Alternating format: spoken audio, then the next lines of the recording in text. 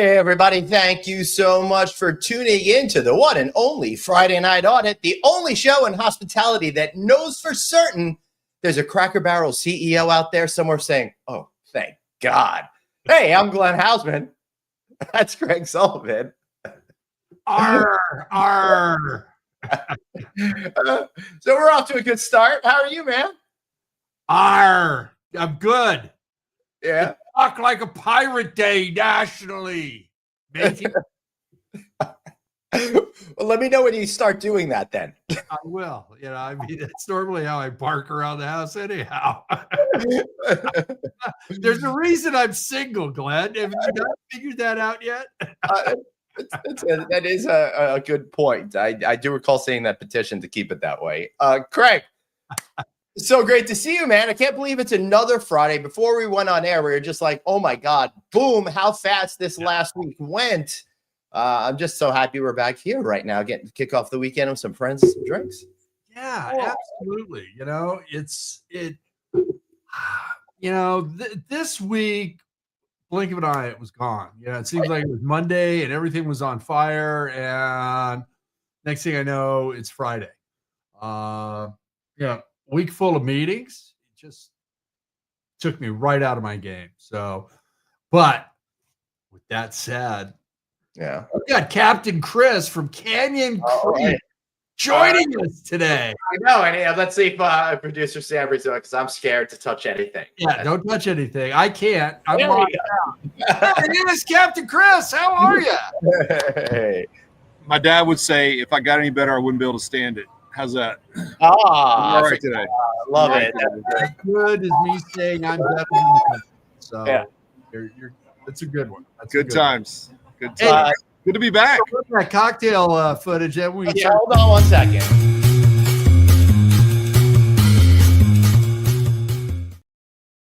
Hey, happy Friday, everybody. I'm opening up my drink. I got my Duff beer right here. So cheers. Cheers. We've gone to a fine import, but we're blocking out their logos again. Hopefully they'll money and then we can take the logo. Well, there's no logo on this. It's just pink. That's all. Yeah. Hey, where you coming from, Chris? Right now. Your favorite ale. We were talking before the show, and there was some miscommunication, and I had already started to plan to work remotely for this podcast. Yeah. And so instead of undoing all that, instead of undoing it, I was like, can I just come here on the 19th? They're like, sure. There's going to be a University of Texas Dallas group in the corner, but they won't bother you. And I'm like, fine, I don't care. But anyway, I have sent T-shirts, I think, to Craig, and this is Guitars and Growlers in Richardson, Texas. And I'm surrounded by all their Chosky stuff, and there's you can't see it, but there's an 8-track player over there with 8 tracks in it, and growlers and all sorts of stuff here. So anyway, I stood up in the corner. I'm out of the way. Hopefully you can hear me and see me, and we'll get something done today. Besides, fortunately, we can hear you. Unfortunately, we can see you too. So there is that. So, Chris, looking over at the 8-track tapes over there, give us one title. Stevie Wonder. Nice. Which album? Songs from the Key of Life. Songs. Nice. Yeah. Very great. Good. Yeah. And we pulled this thing out one time, like on a Saturday. I don't know if you can see it. Right next to the tapes is a tape player. Like you plug that thing in and like set it up on the bar, and you can just play 8 tracks right there. You can't. We wanted to figure out how to play it through all the stuff here, but all those tapes work. Yeah. Nice. This is really good that we don't have producer David here today. What's an 8-track? So, no. What happened to the whole pirate theme, guys? There it is. Arr. Ahoy. Ahoy, ladies. Belle Suzanne has joined the show. Hey, if somebody wants to watch, where do they watch this thing? Is it just on YouTube or is it on YouTube? I mean, no, on my LinkedIn account, our Facebook accounts. It's all over the place wherever we are. Yeah. But if they want to go to Glenn's house and sit in the living room and watch it, they can do that too. Which would be weird considering I'm in the studio upstairs. So or they could join you in the bar. Maybe they can hang out with the cats or something like that. That's right. It's good to be here. I'm making fish and chips tonight here at the Houseman Resort. Nice. House. Very So nice. very excited to be doing that after the show. This morning, Chris, I actually got up and I decided I'm known for my twice cooked fries, but I said twice. I'm going thrice, baby. So I boiled them, then refrigerated them, then did a fry on them, and now they're ready for my my final fry when we do the fish. There you go. There you Very go. nice. Very That's a nice. lot of Very oil. nice. I'm like I'm using one thing of oil for the whole day. I'm not. I mean, you know, Why Are you not? frying your fish in that same oil?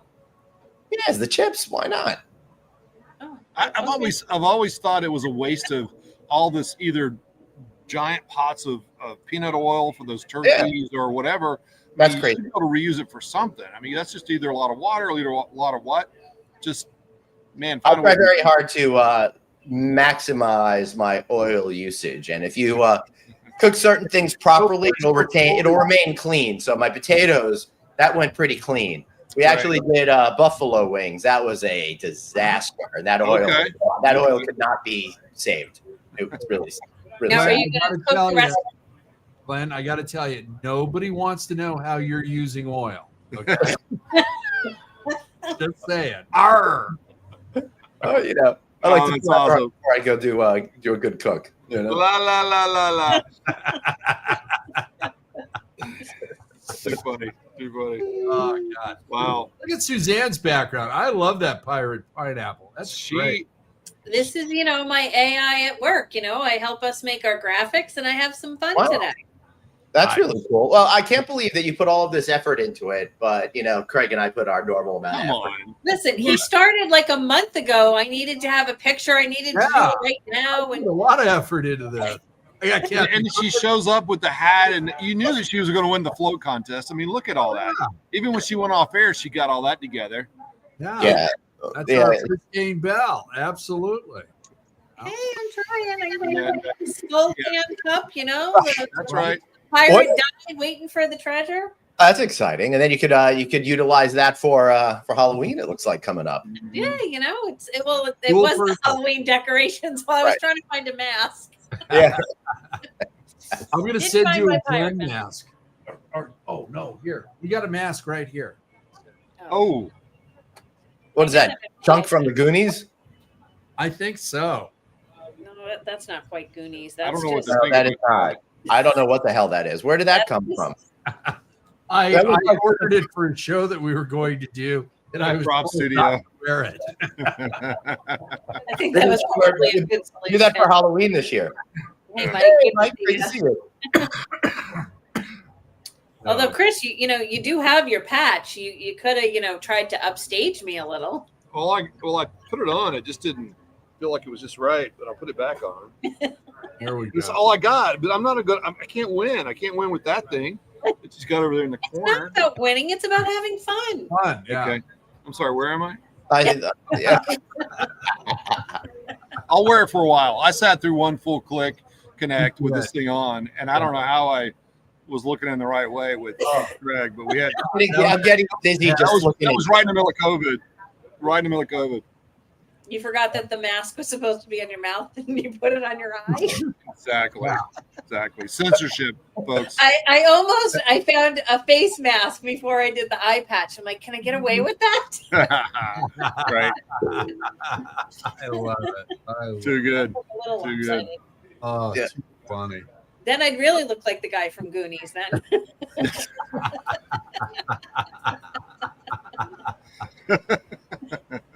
So, Chris, why don't you tell the audience about the fine establishment that you're in? Because I know next time I'm in your fair city, we're going there.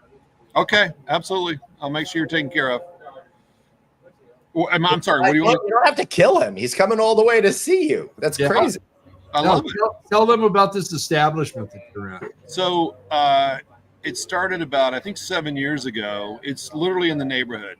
I mean, I can walk here, and I have before when it was, or walked home for sure. Yeah. You know what I mean? It's an old bookstore, like a college bookstore. We're about, I don't know, maybe 2 blocks from University of Texas, Dallas. Right.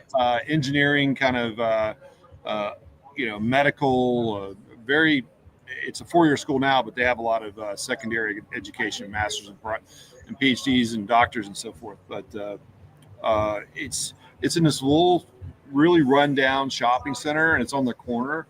And it opened with 2 people from Brinker, the Chili's company, right? Chili's and Maggiano's, and 2 neighbors of ours, Rob and Amy Baker. And Rob makes guitars. And here, I'll do this for you. Yeah, look. Yeah. Those guitars on the wall he made. Wow. Down there. The sad thing is Rob passed away in May. They found that oh my God, it's horrible.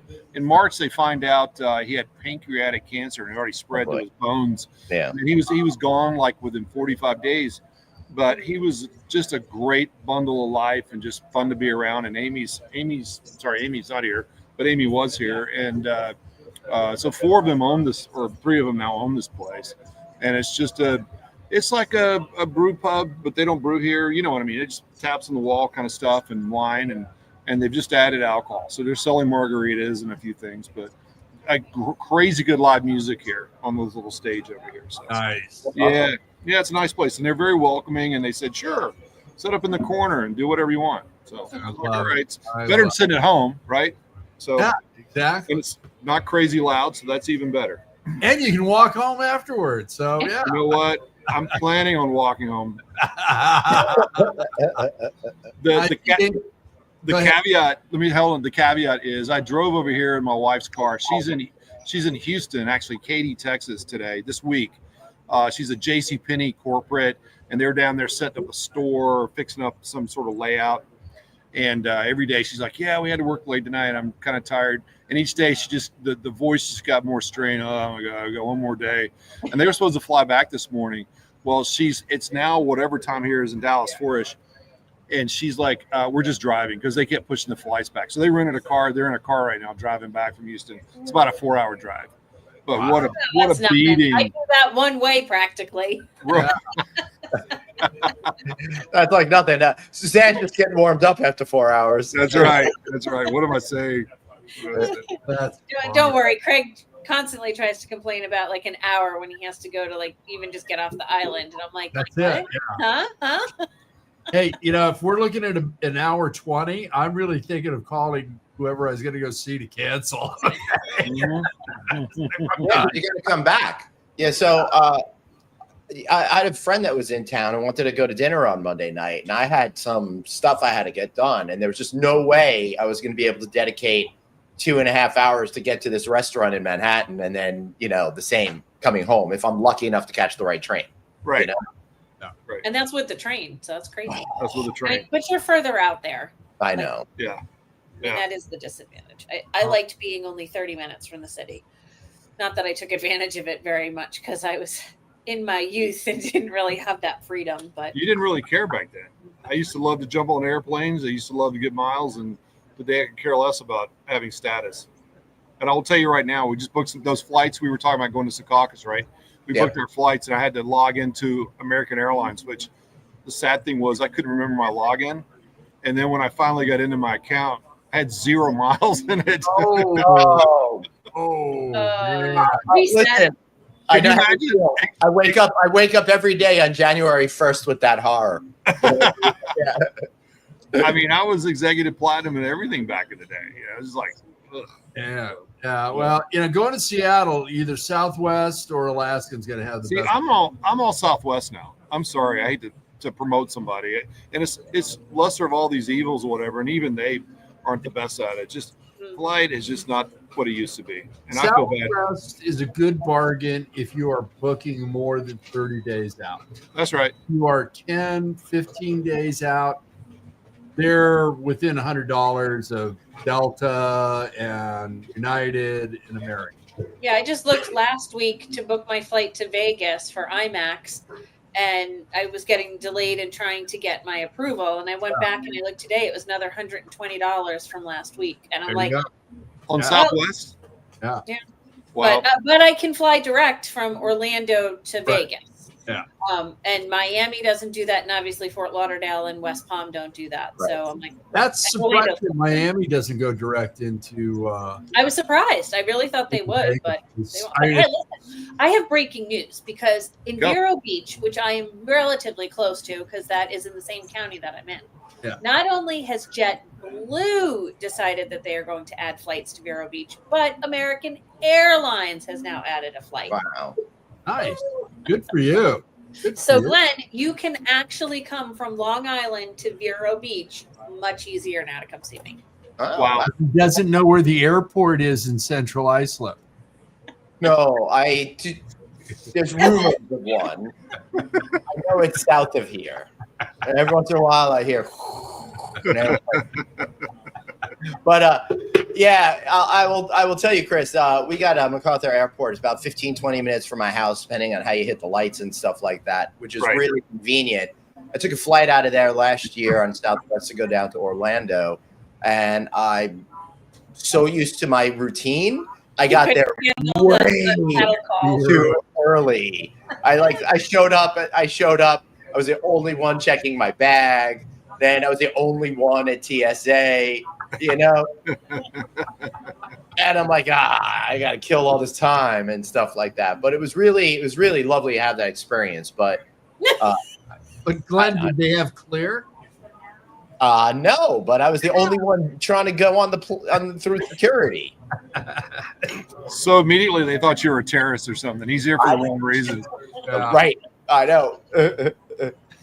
Yeah, I thought the whole thing was it was positive experience, but it was really weird and uncomfortable because I've got such a specific routine with going to JFK and how and how familiar everything seems and my patterns, and everything felt off on that particular experience. Another feeling. It was great, and I'm at the point now where I'm hitting my status limit for the rest of for gaining for next year. There's no way I'm going to be able to make diamond status. So this is the time of year to experiment and fly with other airlines because you can. Sure. But I'm not going to do that. Listen, I'm not jazzed about the fact that this next flight I'm going to actually have to pay for my bags. Yeah. Like, wow. Yeah. Yeah. That's just sad. Yeah. What's that flight from Orlando to Vegas? 2 hours? 3? No, I think it's closer to 5. Is it 5? Well, you're talking about losing flight hours too. No, you're gaining hours. Yeah. I don't know. It was like 5 because I'm gonna try and do a red eye coming home, and it would be like a 11:30 flight at night, and then I get in at like either 5:30 or 6:30. But they're direct, so at least I don't have a. The more I think about it, it's 2 hours if I want to go to Orlando from Dallas. It's 2 hours if I want to go to Vegas from Dallas. Yeah. So 5 hours all of a sudden makes sense, I guess. Well, I mean, if you think about it, math guy. Hey, that's why you're doing pirate math. Okay. Here we go. 2 and 2. I want to know, Chris, do you feel, anecdotally speaking, in the Dallas area, there's a higher percentage of people that are sales folks that use airplanes than any other city in the country? Because I feel like people like the fact that it's like 2 to 3 hours anywhere in the country from Dallas. You never have to do these crazy flights that I'm doing all the way to Vegas and to California. I mean, but aren't all the big markets the same where, I mean, there's that layer that are corporate jet. I mean, Naples, I've never seen so many corporate jets than when I was in Naples once. But I think Atlanta's that way. I know Teterborough's that way. I know Dallas absolutely is that way. But I mean, if we're talking about just corporate travel, I think Dallas is heavy, but I feel like because of all the traffic in Atlanta, doesn't Atlanta have the most takeoffs? Some way to measure. Yeah, but that's also a massive connections airport because it's a massive. That's true. That's true. Dallas, DFW it's ridiculous and it's getting bigger. It's gross. Yeah. It's its own world. Glenn makes a great point with all this because I did. Yeah, you did. Soccer. There's good points in this. One of the top 10 CMBS special servicers are located in Dallas. Yeah. Steve. The other one's in Miami, and that's LNR, who is globally the largest special servicer for CMBS. Yeah. But if you look at Minneapolis and you look at Dallas, That is basically the middle of the country. Yep. And everybody that was in, on Madison Avenue and Glenn's Fairtown, all of their subset employees are in Minneapolis because Target's there and a bunch of others, and they can get anywhere in the country Right. in 2 to 3 hours max. Same thing with your airport. Agreed. Now, if Suzanne or Glenn's going to Hawaii, they're traveling 5.5 hours to California. Then they're traveling another 5 to 5.5 hours, depending on headwinds, tailwinds, to Honolulu. There are direct flights, though. Yeah, So there are direct flights. So, you're looking at 10, 11 hours in an airplane. And, it's, when I go to Ireland or London, it's polar route, and it's out of LAX, goes up, over, and down, and I'm there in 7.5, 8 hours. what? Yeah. Would you say It 8? works out pretty well. 8. Yeah. Wow, 8 that's from LA to England? Yeah. Well, Yeah. wow. Now, okay, I could be off by 45 minutes to an hour, but I wouldn't say it's 8 to 9 hours. It's 7 to 8 hours. if he's going from LA, Now. if you're going from LA that direction, you're catching a jet stream anyway. Yeah, right. Depending on the curvature or whatever, you might be as fast as Dallas. Dallas was around 7 or 8 hours when I was flying to Catwick. So I get it. Yeah. But yeah, Better planes. Yeah. All that. well, yeah. Thank you, Boeing. Yeah, we got better planes. Rolling the dice. Yeah. Oh my Glenn God. would watch me have a meltdown every time something happened with Boeing. I'm going, that's it. I'm only getting on Airbus planes. I'm done. I can't take it anymore. Yeah. I mean, everybody you used to be able to check the equipment before you got on an airplane. You know what you were flying. That's really hard to do anymore. Yeah. Yeah, no, they'd probably arrest you if you were out there checking the equipment. Captain, mind if I just go with you while you're taking a look around?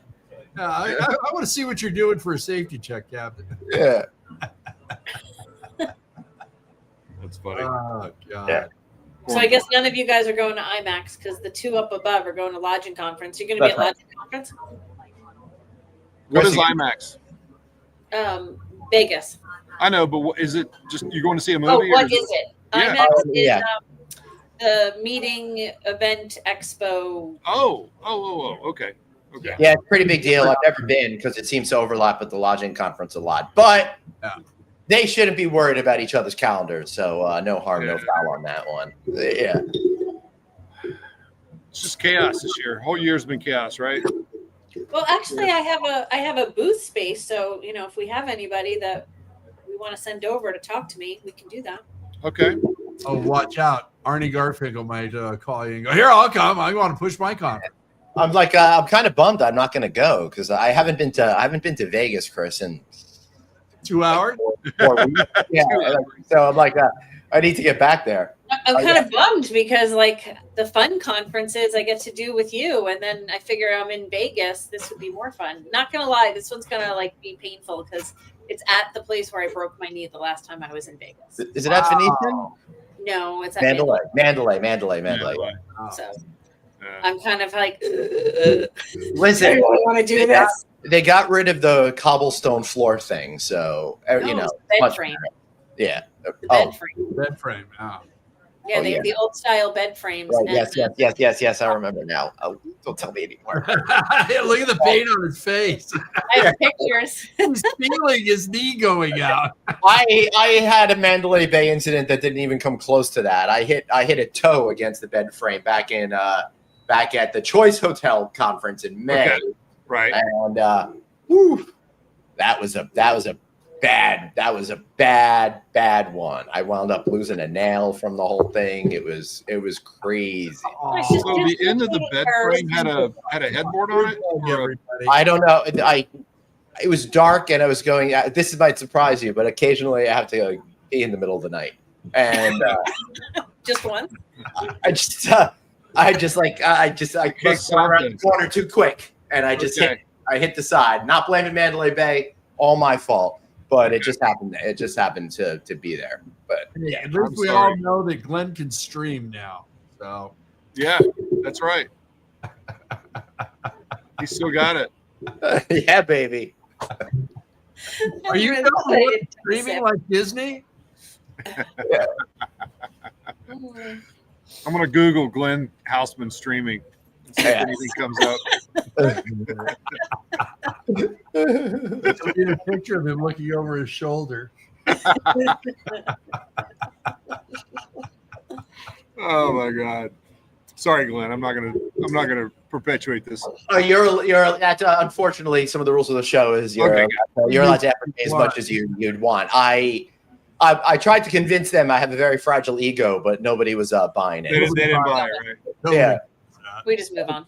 Yeah. Is anyone coming to Orlando for HFTP? I am not, but I know about that one. What's That's the gonna one be we're good. going to, Glenn, in Orlando? We are going to IAPA. So I'm very excited about that. That's the organization. It's kind of like the American Hotel and Lodging Association, or the AHOA, for theme parks, attractions, and that whole kind of universe. There's a heavy emphasis on theme park food.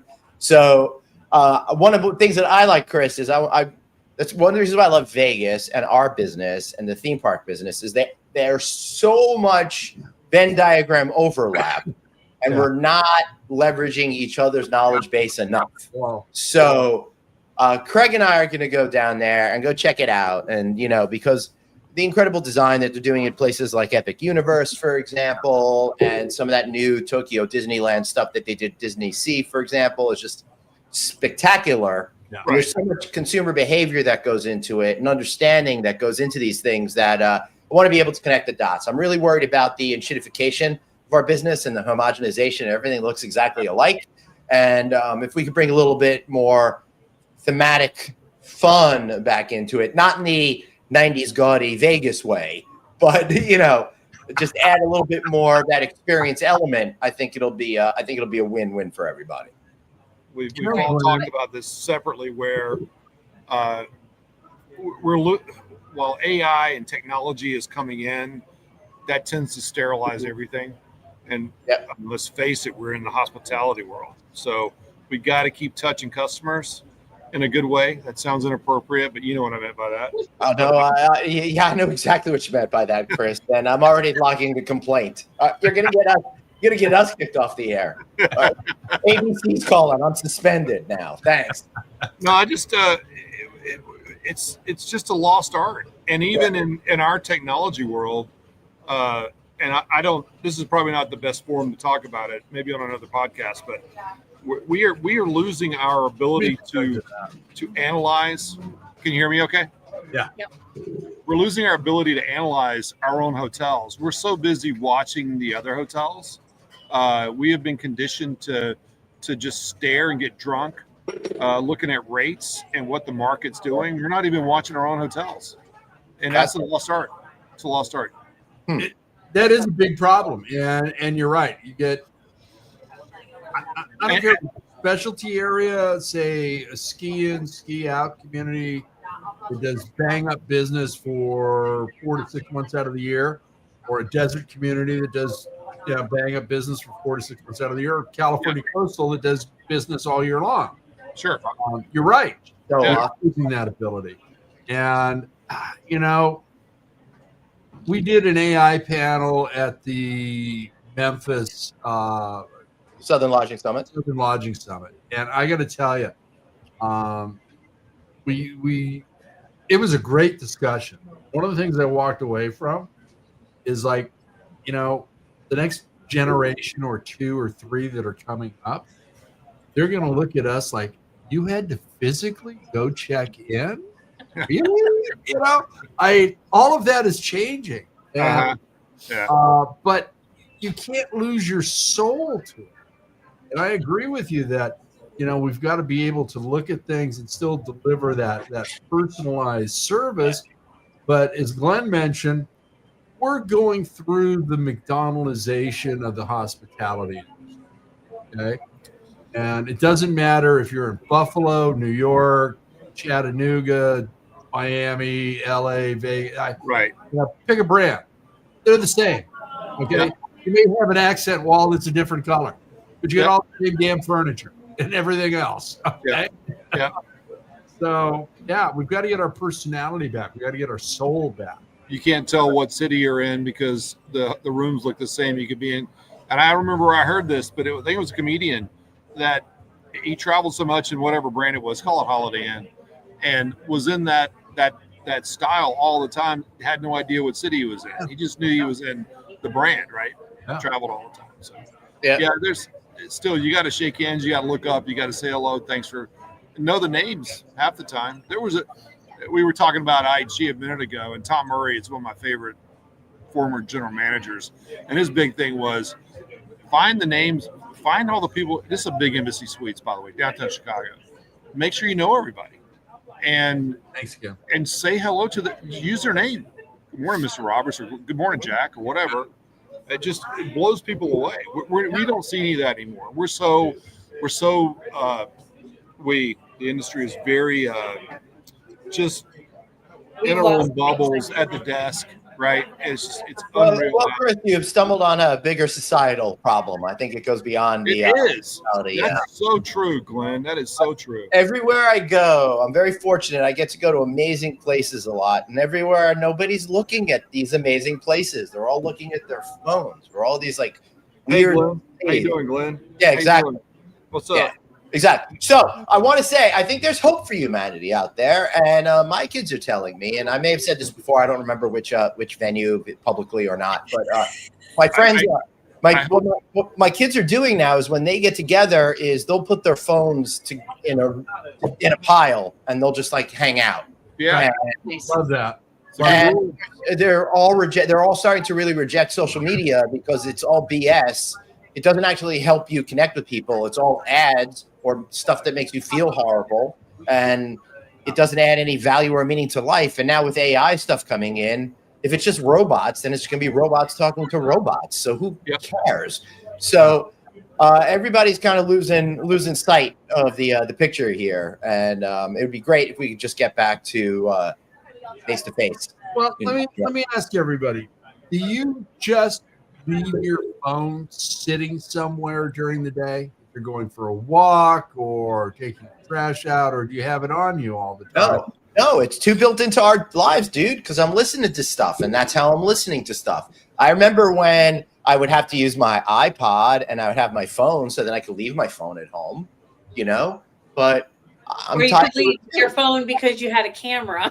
Yeah, right. Same thing. Yeah. Although in my luck, if I were to go for a walk with the dogs and not have the phone, I'm going to get pulled down. I'm going to fall down. I'm going to injure myself, and I'm going to have no way to call for help because nobody's listening. It'll be another Mandalay Bay before you know it. Suzanne's point on that, and Glenn, Makai, she's got a mind of her own. My almost 4-year-old English cream golden retriever. But I leave my phone all over the house. I don't have it on me all the time. And when I'm going someplace, I'll leave it in the car on the seat, especially if I'm having a meeting with somebody. I don't want the distractions. I want to focus on something. That's right. I want to be here and now. And a lot of people, it's like I was at a lunch meeting. I'm going to say yesterday. It could have been the day before because I've lost it. It could have been yesterday when I called you and you said, I'm in a meeting. I'll call you back. That was it. It was yesterday. Yeah. Okay. And that was the only reason I had my phone on me for that meeting was because I had to hand the keys to my car over to a valet. And it's like, and I didn't get out of the car right away. I was just looking at my phone on the passenger seat. Going, do I take it? Do I take it? Do I leave it? What do I do? What the fuck? I'll take it. So I did. Right. But I mean, if I'm going to self-parking, I leave the phone in the car. Yeah. Glenn knows he and I will be talking, and I'm on the way to the market or something, and say, "Hey, I'm at the market." Boom! I drop the phone in the car, and I go inside. I don't have it as part of my EDC. I don't. Yeah, I still carry that shit because even my freaking shopping list is on my phone. So bacon, eggs, beer. See, I just order everything and have either my husband pick it up or have it delivered because I don't have time. Yeah, no, you do not. That's a good point. You don't have time, and I love that you have it delivered. Okay, that's a great idea. Yeah, and quite honestly, I think I don't want to say I know that my spending is more in line when I'm doing my groceries online. Even if my husband goes to pick it up, you're not walking through the store and it's like, okay, this is all I need. I know he complains that I get an Amazon package every couple of days, but I'm only ordering that one thing. I'm not going, oh, I'm going to need this, I need this, and having to drive all around trying to find it, because I'm also not in the best areas that there's a lot of stores. And even when you can get to the stores, they don't have everything you're looking for anyway. So Right. Well, it's funny. When my son Sean was smaller, I used to love to torture him. I would take him to either IKEA or Costco, and I would make him go up and down every aisle with him. wiped out. How tired did he get? Oh, he was unbearable by the end of it. As soon as we got into the truck, he was in the seat. I fired it up. We didn't even go 10 yards, and he was. Ironically, now that's what his son does to shut Craig up. He takes him to the Home Depot to tire him out. Yeah. No, he knows they go into Home Depot and I get pissed off at their prices. So that amps me up. Nice. Although I will say, from the kid perspective, and obviously my kids are of a different age than Glenn's, but John will talk to his friends on either his Xbox or with his VR headset.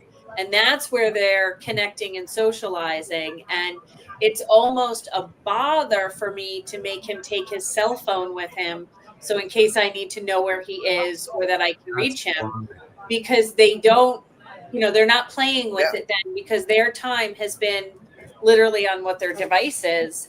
But they also, that's how they plan now what they're doing.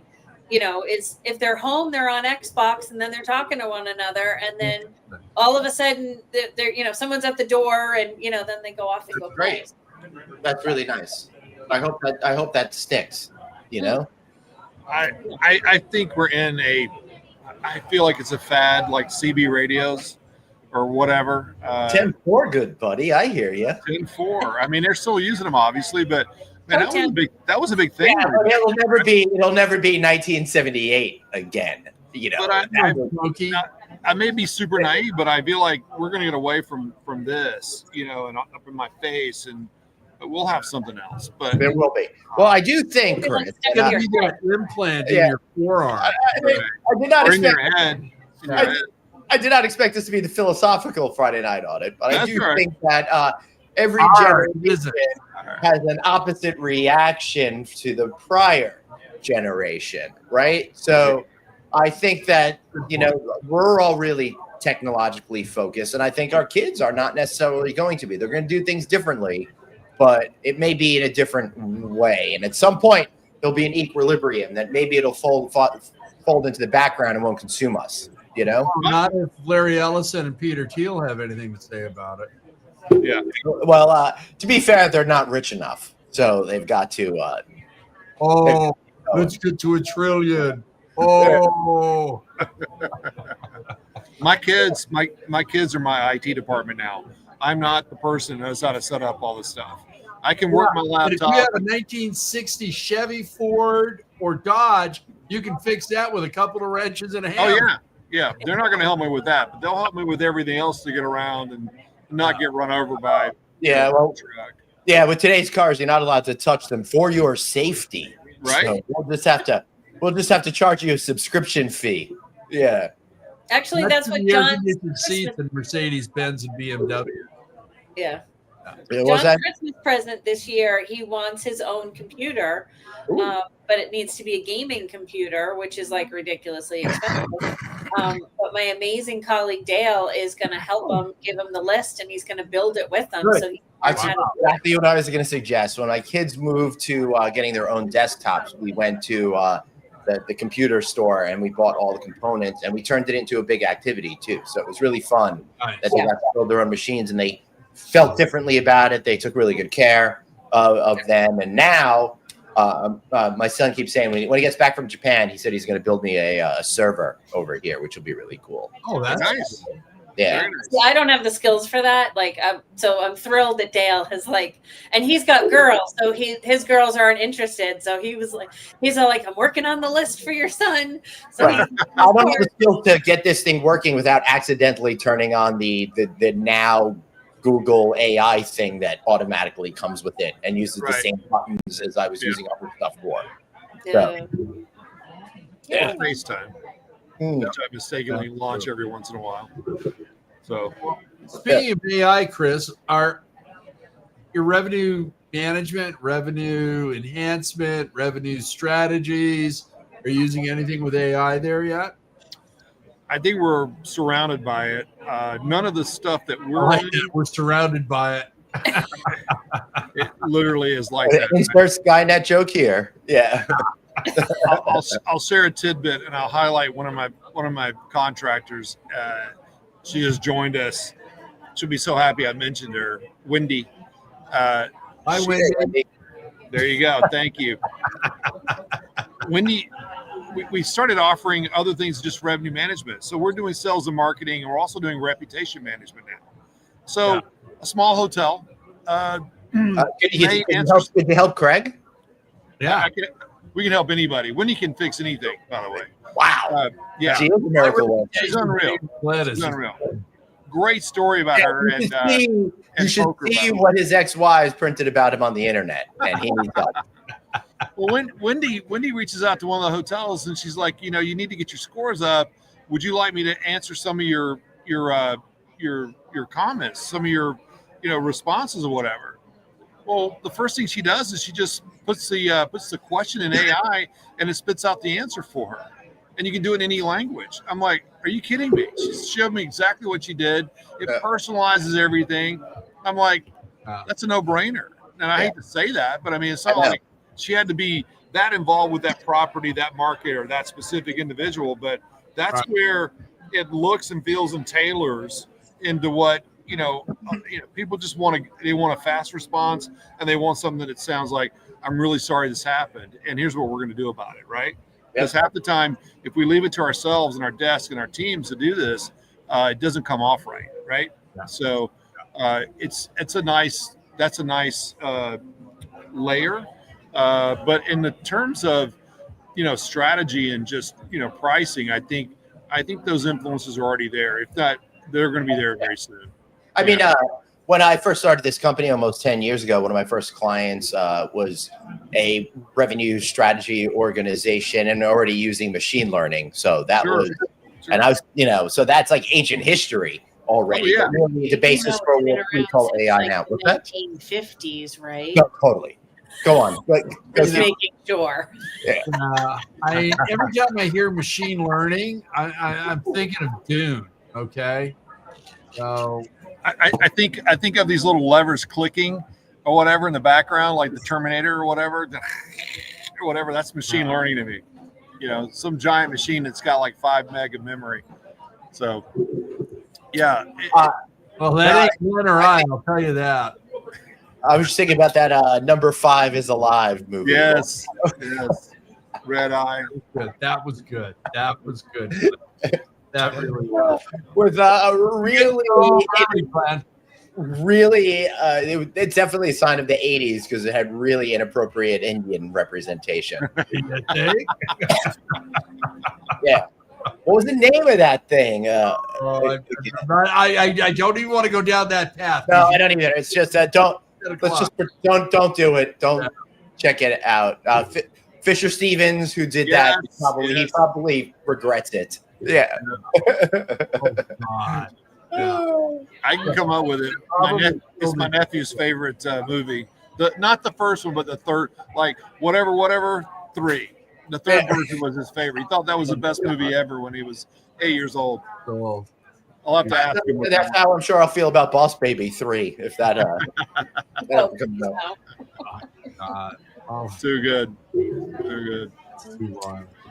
So, Chris, do you have a favorite part 3 in a movie series? Oh, yeah, Austin Powers. I like both of them, but 3 to me was so good. I think I was laughing. I was crying so hard, even from the beginning when you're looking at Tom Cruise and Gwyneth Paltrow and her crazy name was so good.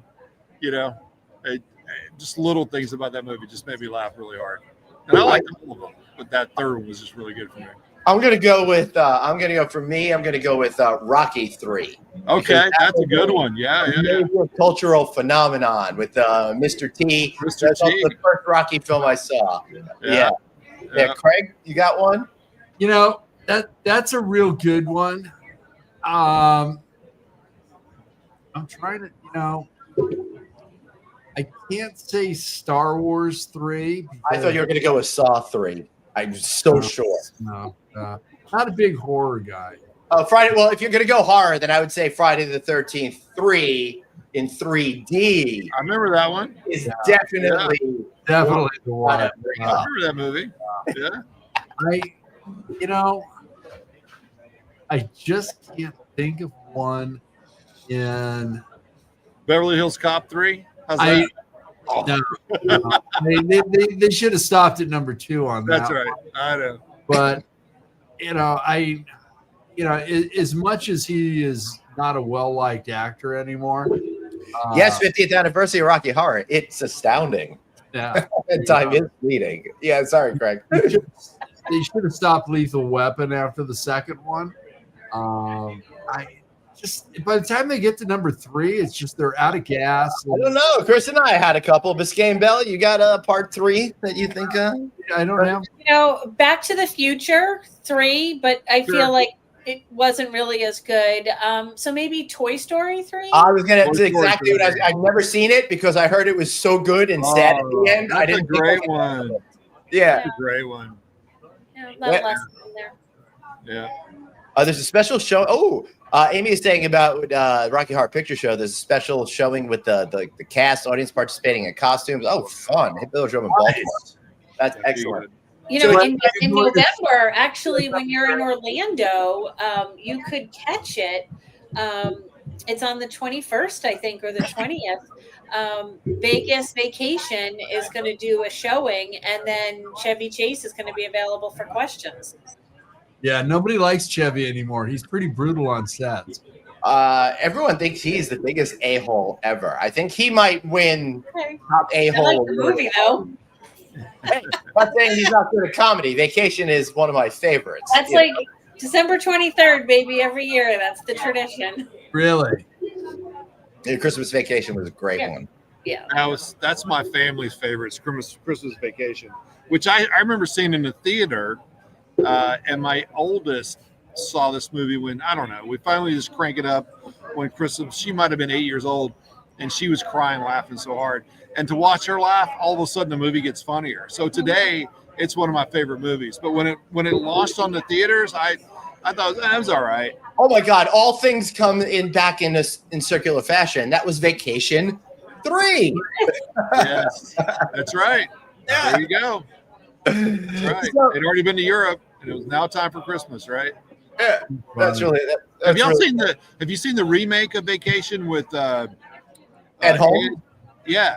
Yeah, I did. I did not like it, even though Christina Applegate was a major high school crush for me. It still could not elevate the movie the level it needed. I thought there were some funny scenes in it, some silly scenes, but it might as well have just been its own movie. But yeah, it did not meet the standard of the. No, it was different. But you know what? We got the McKenzie brothers coming back for number 2. They are coming back.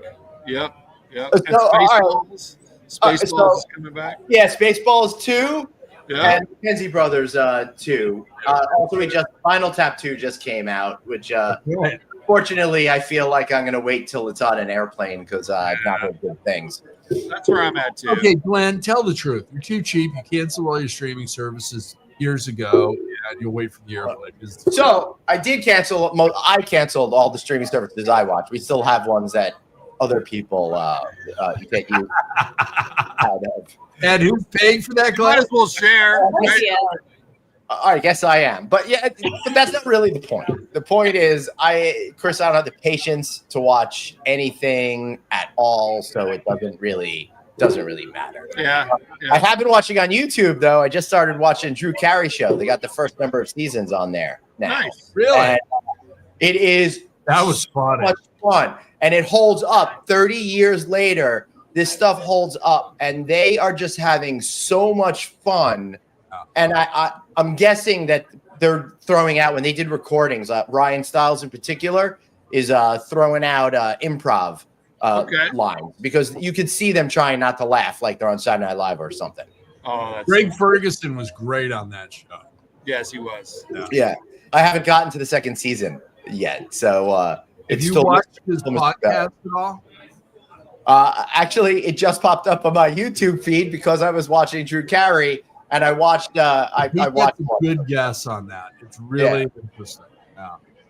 Well, listen, talking about 50th anniversary, Jaws had its 50th anniversary in June. So I know it's been playing in the theater again. I should have gone and seen it, but I've been too.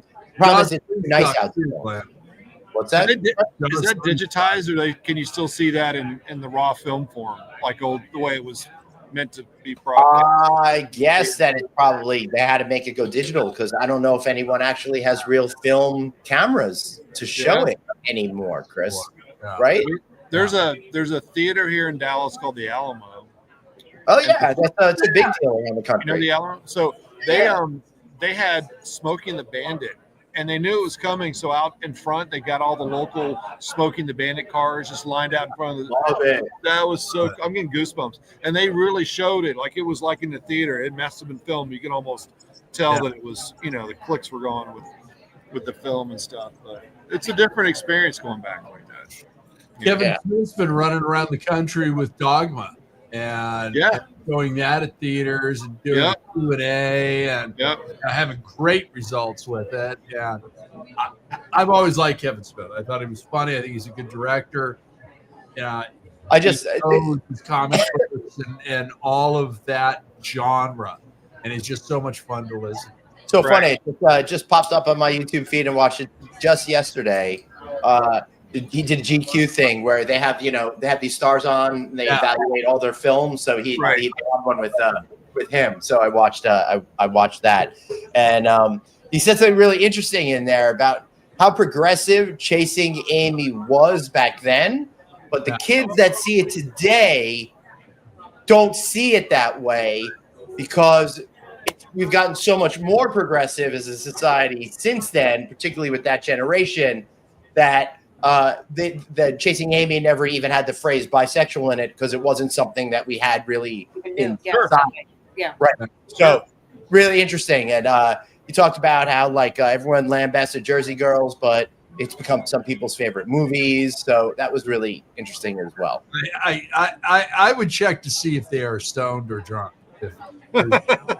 Well, he did say that he was stoned for every single movie he directed, except for I think Walrus one, Tusk. Yeah. Yeah.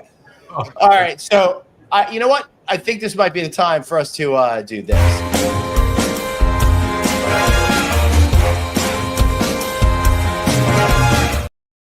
Damn, that was a fast hour of quality broadcasting. I wasn't having fun.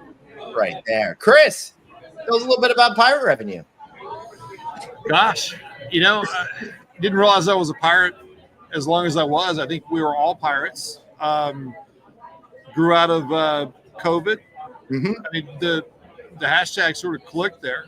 And at some point you look back on your whole career and it's like, I can toe the line in any industry and I can be okay.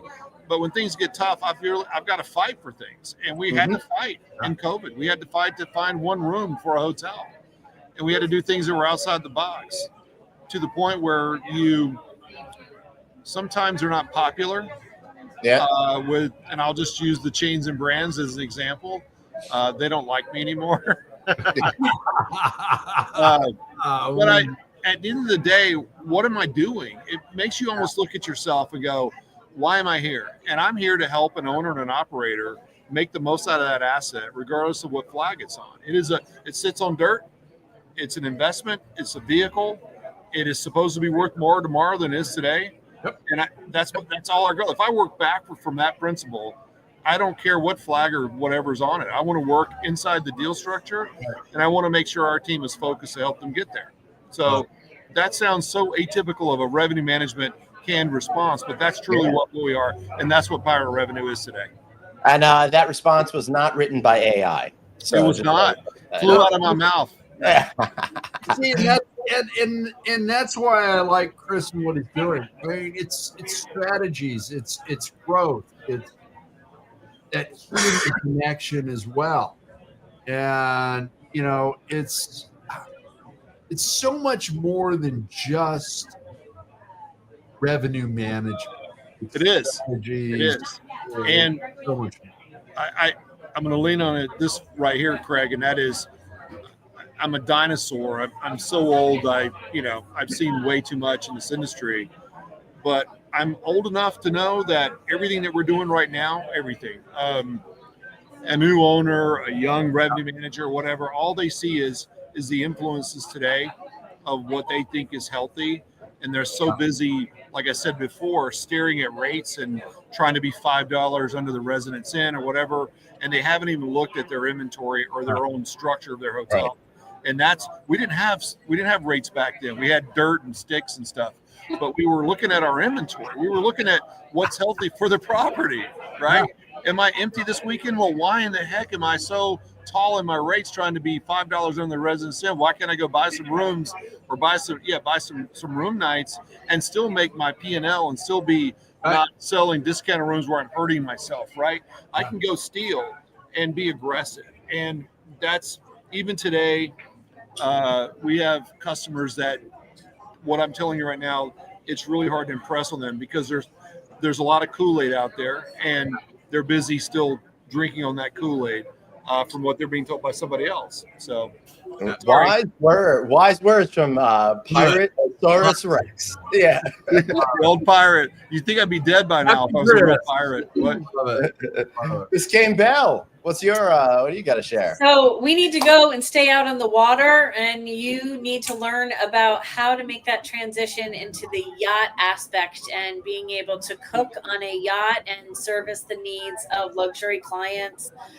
It's a really unique space. It's a great career changer. I've got a discount for you. Come to Fort Lauderdale, the hub of where yachting is in Florida, and I've got you covered with Chef Adrian Gang from Below Deck. Tune in on Tuesday to the No Vacancy Live podcast, where you get to learn more about this unique and awesome program. Love it. Awesome. Greg? Glenn, yes, Craig. That is a great program for you because of your armada that you have here on the left coast. Glenn started out with 3 boats, but then he started having a problem that is referred to as small boat syndrome. And then he went out and bought a big boat. So Chris is talking about an episode I had in the bathtub when I was 6. So. No, 3 of them are tied up at the house right here because they wouldn't let him put it in the heliport. So, hey, Suzanne, can I make an announcement? Of course you can.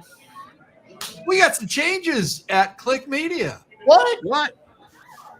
Producer Danny is not going to be available. She is plotting her own tours and her own destinations right now. She's out on assignment for another group with doing a lot of things. I've got director, producer Suzanne running the ship at Click. She's doing a great job. Great job, Suzanne. That's good. That's good because Suzanne is obviously not busy enough. So. Right. She's got nothing else to do. So. Yeah. Thanks, Greg. She's gonna do it while on I-95. That's right. It's underrated. It's all on your phone now.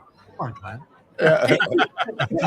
Oh my goodness! Yeah, we got a new season kicking off after the lodging conference. Yeah, I will be at the lodging conference. I'm moderating the conversion panel on Wednesday. We're doing interviews from the lodging conference live, and we've got a lot going on right now. So awesome! Like, subscribe, follow us on LinkedIn and YouTube. Yeah, come see me on the main stage at the lodging conference Tuesday morning. Really looking forward to getting that opportunity. Thanks, Harry Javer, for that. And Hey, next week I'll be appearing at the Hilton Garden in Providence for Rosh Hashanah. Come say hello to me over there. So I've got to bring the I got to bring the wine, and it's got to be kosher. So good luck to me figuring that out. And yeah, Craig. Glenn, if you send G-Force One out here, I'll be there. That's Glenn's plane, by the way. Yeah. But isn't it already there? So why would he need to send it to you? There. G-Force 2, his helicopter and his Armada, the boats that he owns are here. But he keeps G-Force 1 back on. Chris, it's very hard to keep all of the transportation vehicles straight around here. Good question. And, he painted his house 2 different colors because it looked too big all in white in the water. So the actual truth of it is, Chris, in my pool during the summer, I have little small boats, each holding different bottles of alcohol, and I call that my barmada. So Okay. Are they remote control? Can you drive them around? Yes, and bring your yes, exactly. Also, I've got a master control, and I need vodka soda, and the boats come, and then Skynet mixes my drinks for me, and it works out really great. That's so much better than having drones drop drinks on you. So that's good. Oh, absolutely. But soon as Helene, his wife, says she hears him say master controller, she laughs and walks off. So. Well, you need to at least have a blazer on and some sort of captain hat, right? Well, I got the blaze part down. All right, everybody, let's get out of here. See you later. Bye. Hey, don't talk over the credits.